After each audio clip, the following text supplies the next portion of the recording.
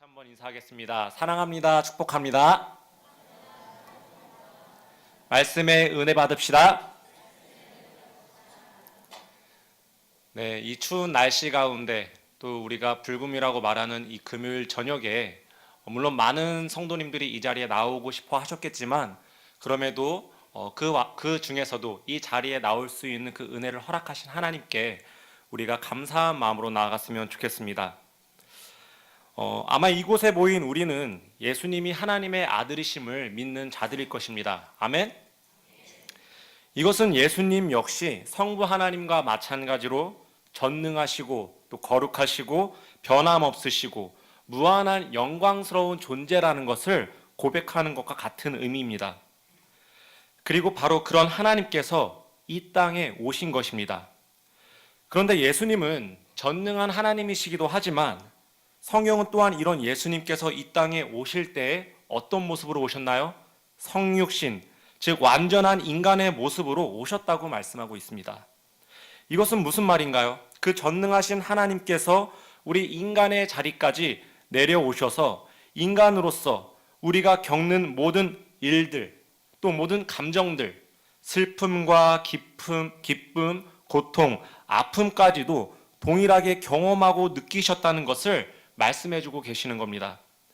실제로 예수님은 나사로의 죽음 앞에서 슬픔에 잠겨 눈물을 흘리셨고 또 십자가에 달리시기 전에 겟세마네 동산에 올라가셔서 기도하실 때 이 잔을 나에게 거두어 달라는 그러한 인간적인 고뇌의 모습을 보이기도 하셨습니다. 이처럼 성경은 인간의 인생살이 동안 경험한 모든 것들을 예수님 역시 동일하게 겪으셨음을 알려주고 있습니다. 그런데 이렇게 성경이 예수님의 인간적인 면들을 기록한 것들 중에 유독 우리가 이해하기 어려운 상황이 또 사건이 하나 등장합니다. 바로 예수님이 분노하시는 사건입니다. 분노라는 것이 무엇입니까? 자신의 격앙된 감정을 통제하지 못해서 분개하고 성을 내는 것이 바로 분노입니다. 요즘 이 시대를 보면 우리가 분노의 시대를 살고 있다고 해도 과언이 아닙니다.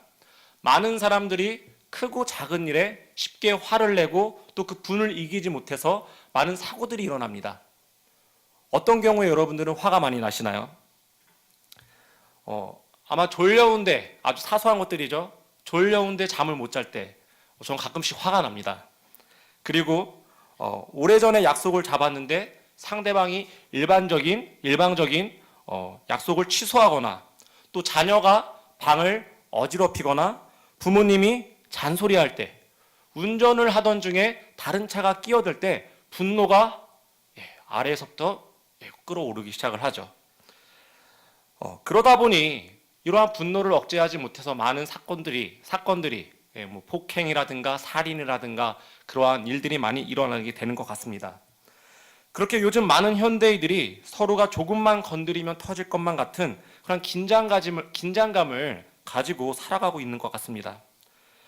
그런데 예수님께서 만약 이러한 요즘 사는 우리와 같이 화를 참지 못한 일들이 있으셨다면 또 그러한 상황들이 있었다면 여러분들은 그런 예수님이 이해가 되시겠습니까? 오늘 우리가 함께 살펴볼 마가복음의 말씀은 예수님께서 분노하신 사건, 마치 그 감정을 주체하지 못해서 한 나무를 저주해서 말라 죽게 한 사건을 소개하고 있습니다. 그게 무슨 이야기입니까? 한번 구체적으로 오늘 말씀을 보겠습니다. 오늘 이야기의 시점은 예수님께서 예루살렘에 입성하시자마자 일어난 사건입니다. 예수님은 이전까지 사역을 마치시고 이제 스가랴 선지자의 예언대로 나귀를 타시고 평화와 겸손의 왕으로서 예루살렘에 들어가게 됩니다. 그리고 이 베다니에 머무시면서 이틀째 되던 날 아침 일찍 다시 예루살렘 성전으로 향하시던 중에 갑자기 예수님이 배가 고프셨던 것입니다. 그런데 때마침 저 멀리에 무엇이 보였습니까? 잎사귀가 있는 한 무화과 나무를 발견하신 것입니다. 그리고 잘됐다 싶으셨던 걸까요? 예수님은 그 나무에 먹을 만한 게 있을까 하여서 그 나무 가까이로 가보셨습니다. 그러나 그 나무에 가까이 가보았더니 어떠하였습니까? 잎사귀는 무성하게 나와 있지만 먹을 것이 하나도 없었고, 그런 예수님은 이 나무를 향해 저주를 내리셨다는 이야기가 오늘 본문의 줄거리입니다. 아마 이 말씀 앞에 직면하는 대부분의 성도들은 신앙에 큰 혼란을 갖게 될 것입니다. 아니, 예수님이 배가 고프고 단지 먹을 것이 없다는 이유로 나무에 저주를 내리시다니. 물론 우리도 배가 고프면 가끔씩 화를 낼까요, 안 낼까요? 예, 내죠. 다 내십니다, 여러분. 잘 모르시지만 다 내세요. 그러나 우리가 알고 있는 예수님의 성품과 사역들을 기억할 때 오늘 이 상황을 이해하기는 어려운 것 같습니다. 왜냐하면 물론 우리는 배가 고프면 화를 내는 존재이기도 하지만 예수님은 어떤 분이십니까? 그분이 하셨던 사역들은 무엇이었습니까? 광야에서 40일 동안 금식기도 중에도 사탄의 유혹을 뿌리치시면서 그 배고픔을 극복하셨던 분이 바로 예수님이셨습니다.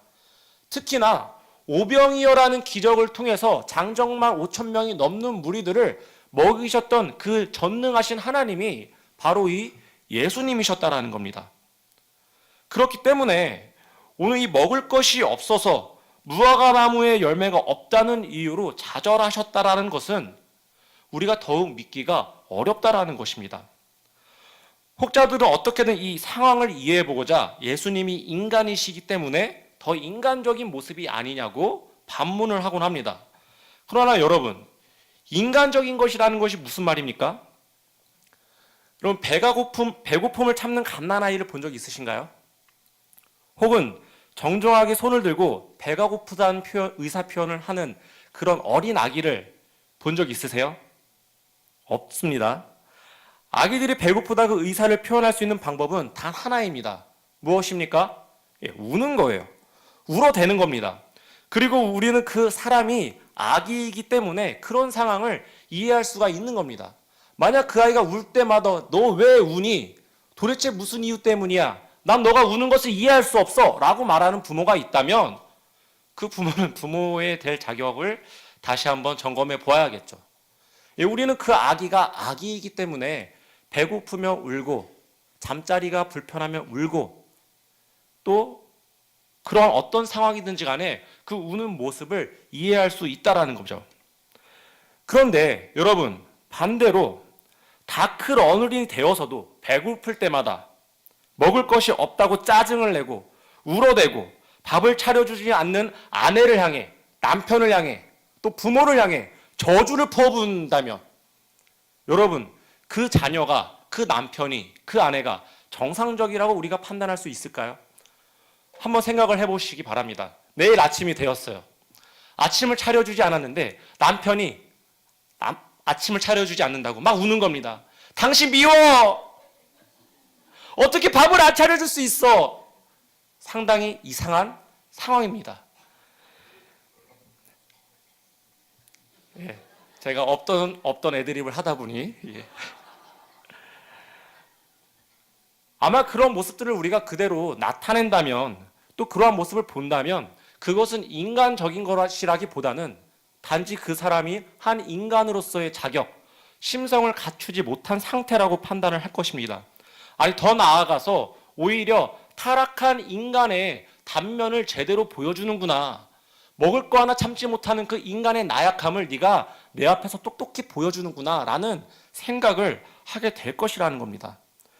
때문에 만약 이 사건이 단지 배고픔을 참지 못해 발생한 일이라면 예수님은 성격이 매우 이상하고 괴팍한 사람이 되는 것입니다. 그렇기 때문에 오늘 말씀을 제대로 이해하고자 할 때에는 우리가 먼저 예수님이 어떤 분이신지를 놓치지 않는 것이 가장 중요합니다. 예수님은 어떤 분이시라고요? 앞에서 말씀드렸던 것처럼 그분은 선하시고 공의로우시고 전능하시고 인간으로 오셨지만 죄가 없으신 거룩한 몸을 입고 이 땅에 오셨음을 우리가 바르게 알고 믿음으로 확신할 때야 비로소 예수님이 그러실 리가 없어. 분명히 다른 뜻이 있으실 거야. 라는 생각을 해볼 수가 있게 된다는 것입니다. 그럼 우리 처음 질문으로 다시 한번 돌아가 보겠습니다. 도대체 왜 예수님은 길거리에 놓여져 있는 이 무화과 나무를 향해 저주하시고 돌발적인 행동을 하셨던 걸까요? 분명한 것은 예수님이 이 무화과 나무를 증오하셨을 리는 없다는 것입니다. 그 이유를 다음 두 가지를 통해서 확인할 수가 있습니다. 먼저 13절을 한번 보면 여기에서 무엇이라 말씀하고 있습니까? 무화과의 때가 아님이라 라고 기록되어 있습니다. 문자 그대로 바로 이 당시 이 시기에는 무화과의 열매가 열리는 때가 아니었습니다. 그럼 예수님이 이 사실을 아셨을까요? 모르셨을까요? 네, 이 무화과가 천지인 유대 지방에서 30평생을 사셨던 이 예수님이 그 사실을 모르실 리가 없으셨을 것입니다. 또 한 가지는 이 베다니와 예루살렘 성전까지의 거리가 불과 1km 채 되지 않는 거리였다라는 것입니다. 그러니까 예수님께서 만약 배가 고프셨다면 출발하기 전 이 베다니에서 식사를 하고 떠나셨어도 충분했을 것이고, 혹은 식사를 못하고 떠나셨을지라도 1km도 되지 않는 거리가 불과 얼마나 걸리겠습니까? 길어야 30분이 채 걸리지 않을 것입니다. 그렇다면 그 예루살렘으로 도착하여서 그곳에서 식사를 하여도 그 시장길을 충분히 참을 만하다라는 것이었습니다. 바로 이러한 상황에서 일어난 일이었다라는 것입니다.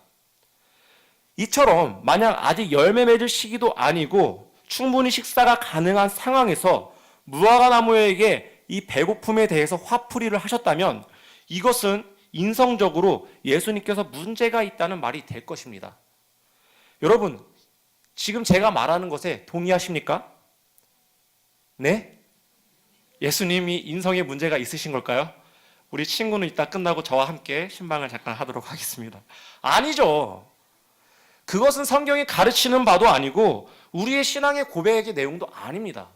예수님은 완전한 인간이시라는 것은 예수님께서 하나님과 동등한 성품, 죄 없으신 모습으로 이 땅 가운데 한평생을 사셨다라는 그 말씀을 우리에게 해주고 있는 것입니다.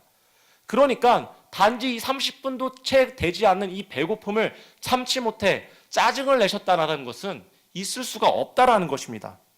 그러면 대체 왜 예수님은 이런 행동을 보이셨을까요? 고린도전서 9장에 보면 소에 관해 이런 언급이 있습니다. 소를 염려함이 아니라 우리를 위한 말씀이라고.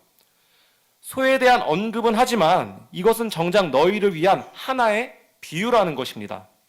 이것처럼 무화과 나무 사건 역시 이 나무가 죽었느냐 살았느냐, 예수님이 배가 고팠느냐 안 고팠느냐, 예수님이 화를 내셨느냐 안 내셨느냐가 중요한 것이 아니라 오히려 이 사건은 예수님께서 이런 행동을 통해서 우리에게 무언가를 전해주시고자 하는 의도적인 발걸음이었다라는 것을 생각해 볼 수 있다라는 것입니다. 그러면 이 의도를 찾아내기 위해서 우리에게 무언가를, 어떤 메시지를 주기 위해서였다라면 그 의도가 무엇이었을까요? 그것을 위해서 찾아내기 위해서 우리가 관심 있게 살펴볼 수 있는 것이 바로 예수님께서 어떠한 상황에서 어떤 행동을 하셨냐는 것입니다. 크게 두 가지죠. 첫째는 예수님이 하신 행동이 무엇입니까? 무화과 나무에서 열매를 기대하셨다라는 것이고, 둘째는 이 무화과 나무에 열매가 없는 것을 보시고 그 나무에 저주를 내리셨다라는 것입니다. 그리고 여기서 더 중요한 것은 이 행동이 예루살렘 입성 후 바로 예루살렘으로 가는 길에 이루어졌다라는 사실입니다. 여러분, 예수님께서 이 예루살렘에 입성하셨다라는 것은 어떤 의미를 갖습니까? 여행을 가셨나요? 아니죠. 예수님은 이 예루살렘에 입성하셨던 이유는 바로 십자가에 달려 죽으시기 위한 사명을 위해 이 예루살렘에 입성을 하셨습니다. 때문에 예수님의 이 예루살렘 입성은 이스라엘에게 있어서는 이 마지막 기회라고 할 수가 있었습니다. 이게 무슨 말이냐면 정말로 하나님의 아들을 거역하고 십자가에 그를 달아 죽이느냐, 아니면 지금이라도 그 예수님께 찾아가서 회개하고 돌아서느냐의 그 절체절명 마지막 기회였다라는 것입니다. 다시 말해서 예수님의 이 예루살렘 입성은 십자가의 사명뿐만이 아니라 이 이스라엘의 심판이 임박했다라는 것을 나타내는 것이었고, 그런 정황에서 예수님께서 무화과나무에게 보이신 행동들은 이 이스라엘의 심판과 관련이 있다는 것을 우리가 짐작해 볼 수 있다는 것입니다. 이에 대한 확실한 근거가 바로 호세아서 9장 10절에 나와 있습니다. 우리 한번 같이 찾아서 읽어볼까요? 호세아서 9장 10절입니다.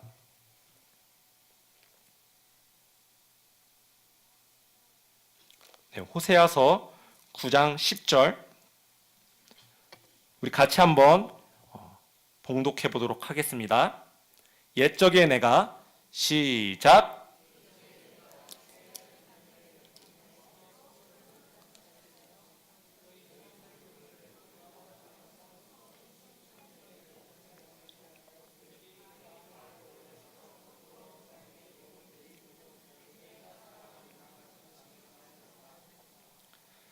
아멘.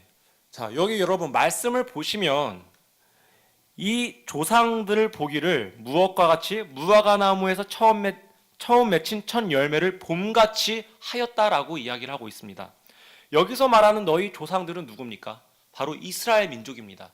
그 이스라엘을 무엇과 비교를 하고 있는 것이죠?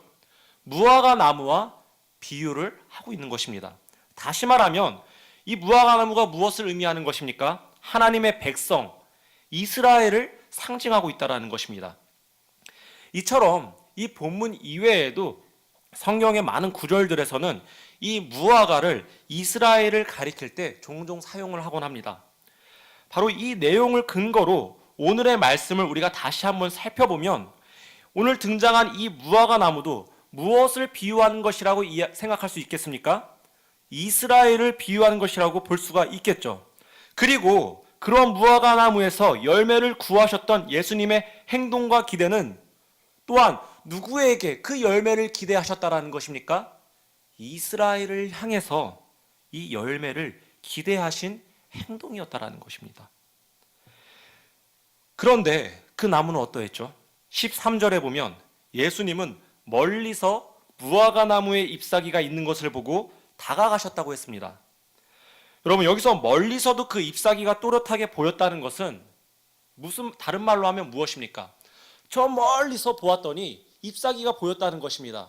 그것은 그 나무의 잎사귀가 듬성듬성 조금 나 있던 것이 아니라 무성하게 나 있다는 것을 이렇게 간접적으로 알려주고 있는 것입니다. 그래서 무성하게 잎사귀가 나 있는 나무를 보면 또 우리가 무슨 상상을 할 수가 있죠? 아, 저 나무에 가면 열매가 있을 수 있겠다. 저렇게 푸른빛이 도는 잎사귀가 무성하게 나 있는 나무인데 열매 하나 없을라고? 아마 그런 기대를 우리도 심심치 않게 할 수 있을 것이라는 겁니다. 바로 예수님이 보실 때에도 이 나무가 잎사귀가 무성한 이 나무가 그렇게 보였던 것 같습니다.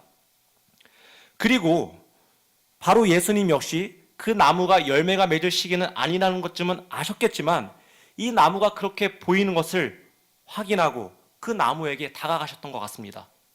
그런데 여기서 예수님은 무화과나무를 보시면서 바로 이런 이스라엘과 그들의 요새와 같은 예루살렘 성전이 떠오르셨던 것 같습니다. 먹을 것이 있다는 인상을 주는 거짓된 무화과나무와 같이 하나님을 섬기기 위해서 바쳐진 이 장소라는 인상만 남았을 뿐 이제는 이 껍데기에 불과한 예루살렘 성전과 이스라엘을 가리키는 것처럼 생각을 하셨다라는 것입니다. 여러분, 원래 성전은 어떤 기능을 가지고 있죠? 종교적으로 세상과 거룩한 것을 구별해주는 척도가 바로 이 성전입니다. 또한 하나님의 은총과 임재의 상징으로 이스라엘 민족에게 주신 이 선물이 바로 이 예루살렘 성전이었습니다. 그런데 이제는 이곳이 그리고 그들의 모습이 껍데기만 남아 있더라는 것입니다. 하나님의 임재가 충만한 것처럼 보이지만 그곳에는 더 이상 하나님이 계시지 않고 세상과 구별된 거룩의 상징은 건물이 풍기는 종교스러움만 남았을 뿐 그 안에는 타락한 제사장들과 낮은 계급에 속한 사람들을 착취하는 그런 고위층의 권력의 중심지가 되어버린 것이 바로 이 예루살렘 성전이었다는 것입니다. 또한 이 무성한 무화과나무는 바로 이렇게 부패한 이스라엘의 참상을 그대로 적나라하게 보여주는 상징과도 같은 것이었습니다. 바로 예수님께서는 이 무성한 무화과 나무를 통해서 그러한 이스라엘, 그러한 예루살렘을 바라보셨던 것입니다. 저는 이 말씀이 오늘날 경종의 메시지로서 바로 우리에게도 동일한 그 말씀을 주셨다는 생각을 해봅니다. 무화과 나무는 단지 열매가 없는 나무가 아니었습니다. 무슨 나무라고요? 열매가 있을 법한 나무처럼 보였다는 것이 중요합니다. 마치 종교심과 행위의 열심만 남아있는 우리의 신앙처럼 말입니다. 껍데기밖에 남지 않은 이 예루살렘 성전이었지만 여전히 그곳에서는 하나님에 대한 제사와 제의와 여러 가지 종교적인 의식들이 치러지고 있었고, 많은 사람들이 하나님 앞에 회개하기 위해 그 성전을 향해서 제물을 끌고 나와오고 있었습니다. 그렇게 많은 사람들은 이 성전으로 나와서 제사장들이 시키는 대로 하기만 하면 우리가 구원받을 수 있겠지, 우리가 제사함 받을 수 있겠지, 우리가 하나님께로 다가갈 수 있겠지라는 생각을 가지고 바로 이 성전으로 나왔다라는 것입니다.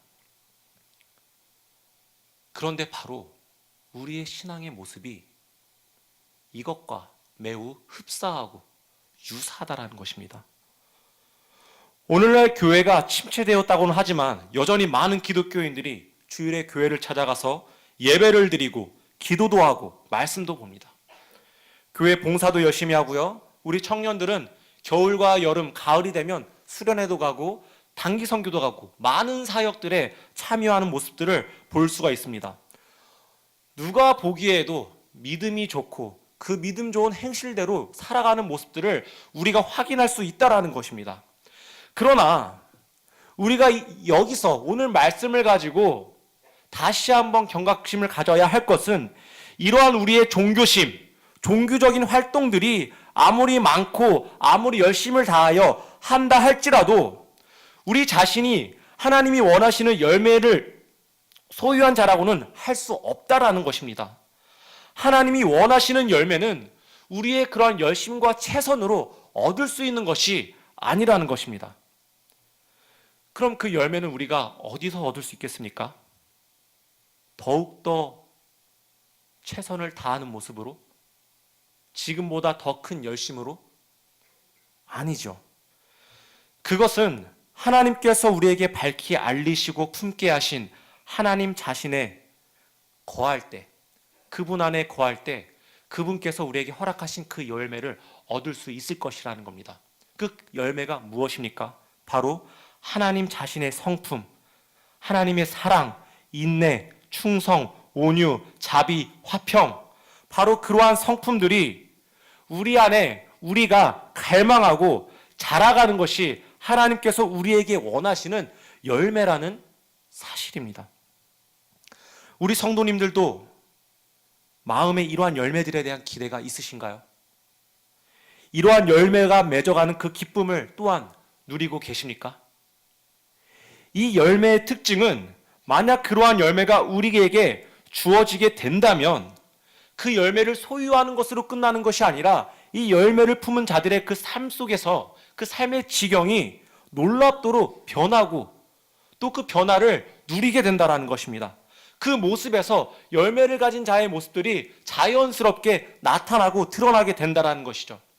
우리 이웃들을 향해서 더욱 사랑하게 되고, 가난한 자들을 향해서 더욱 배려하고 베풀게 되고, 내가 미워하던 자들을 향해서 그들을 향한 그 미움을 우리가 참고 인내하기 위해 노력하게 되고, 하나님께서 우리에게 세우신 또한 청지기들을 향해, 사명자들을 향해, 지도자들을 향해 충성하며 하나님의 일에 함께 힘쓰는 일을 하게 되더라는 것입니다.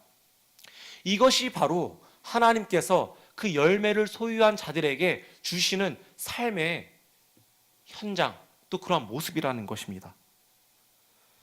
사랑하는 온세계교회 성도 여러분, 하나님이 원하시는 그 열매를 품으시기를 간절히 소원합니다.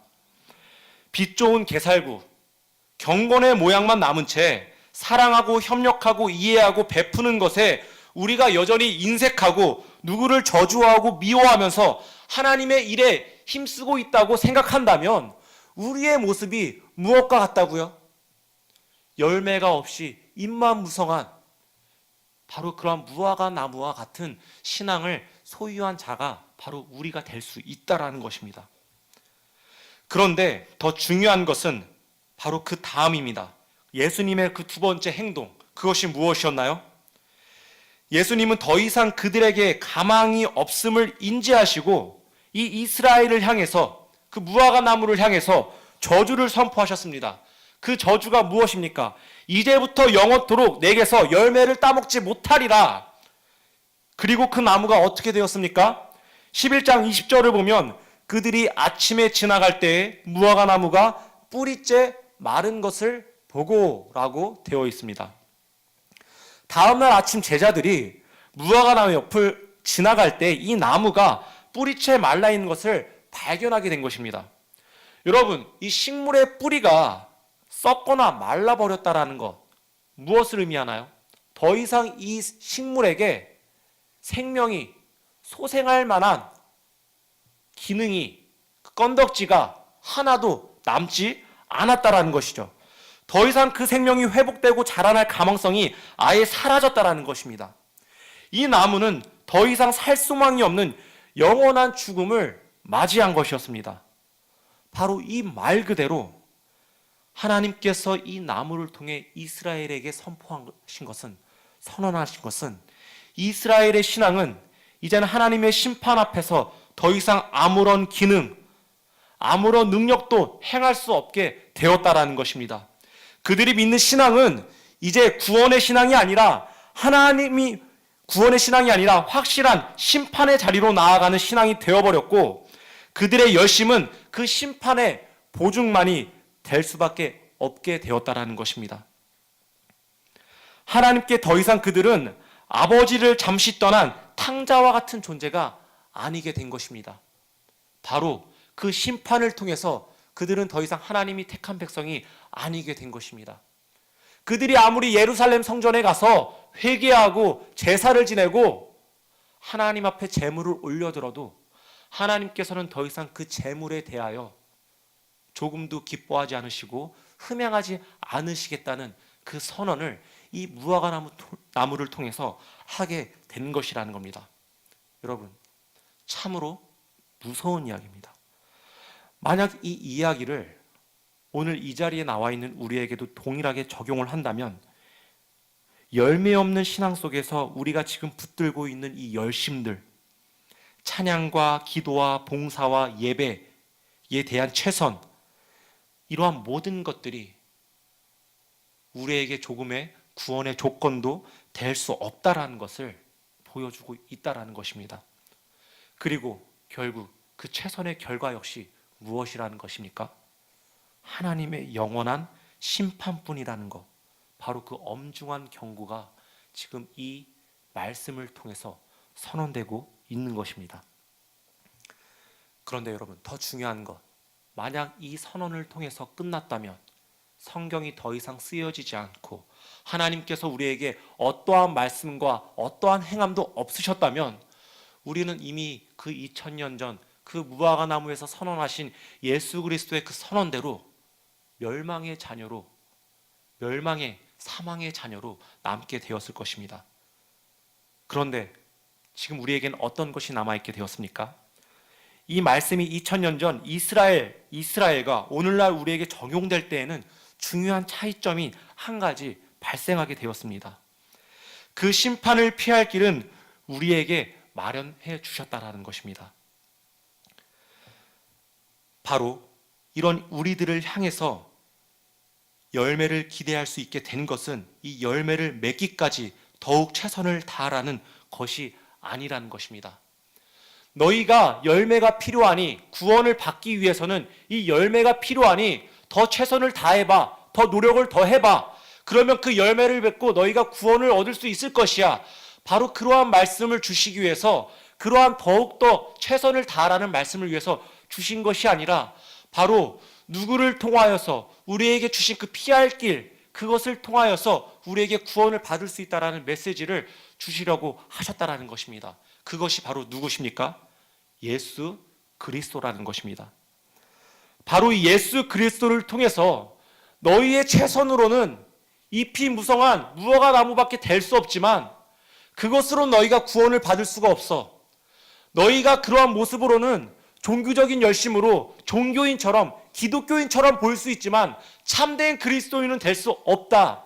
그러나 바로 이 예수 그리스도를 통해서만이 이 예수 그리스도 안에 거하고 그 가운데 우리가 접붙임 되어질 때 바로 우리에게 그 열매가 자라나고 그 열매를 소유하게 되고 그 열매가 우리에게 맺혀지게 되어서 우리에게 바로 그 구원의 은혜가 임하게 될 것이라는 것을 이 말씀을 통해서 주시고 계신다라는 것입니다. 사랑하는 성도 여러분, 이처럼 우리 안에 열매를 맺는 것은 우리의 노력으로 할 수 있는 것이 아닙니다.